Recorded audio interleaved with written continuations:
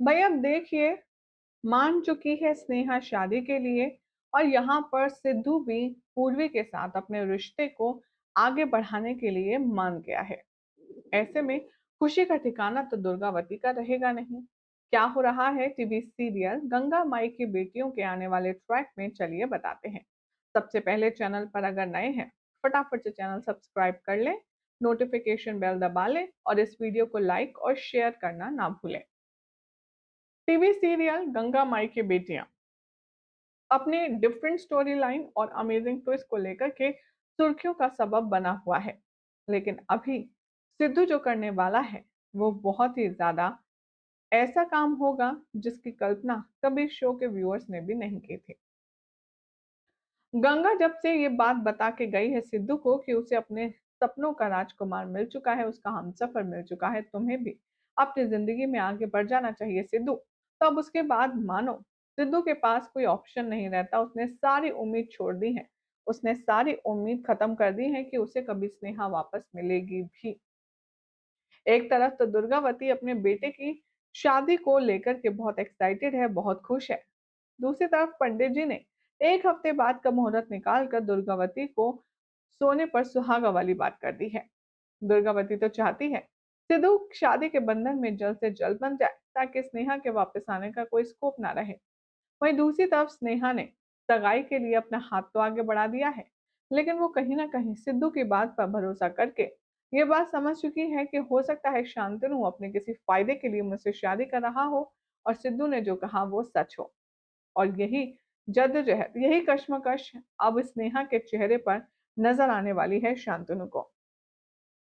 यहाँ पर गंगा भी बहुत ज्यादा खुश होगी अपनी बेटी को देख करके, क्योंकि स्नेहा ने अपनी माँ के लिए ही तो अपनी खुशियों की कुर्बानी दी है। यहाँ पर कहती है स्नेहा अपनी माँ से कि माँ, प्यार तो दोबारा मिल जाएगा लेकिन माँ दोबारा नहीं मिलेगी। आपने हमें जिस मुश्किल परेशानी से पाला है उस चीज के नाते अगर हम चुकाने की बात करें तो हमारे ऊपर भी पहला हक आपका ही है। उसके बाद आप कुछ और डिसीजन ले सकती हैं, इसीलिए आप ज्यादा मत सोचिए, जो डिसाइड हो गया वो हो गया।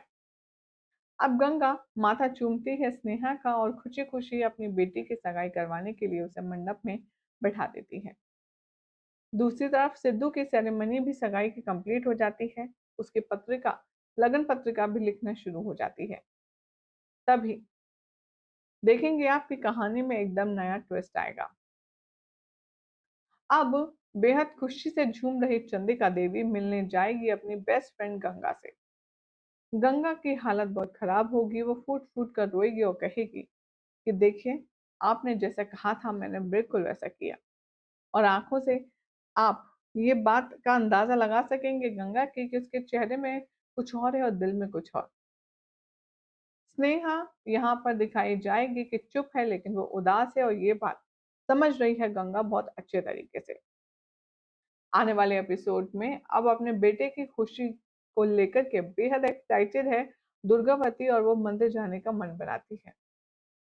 इधर दिखाया जाएगा कि जैसे ही दुर्गावती मिलती है गंगा से, वो उसे खुशी के मारे गले लगा लेती है।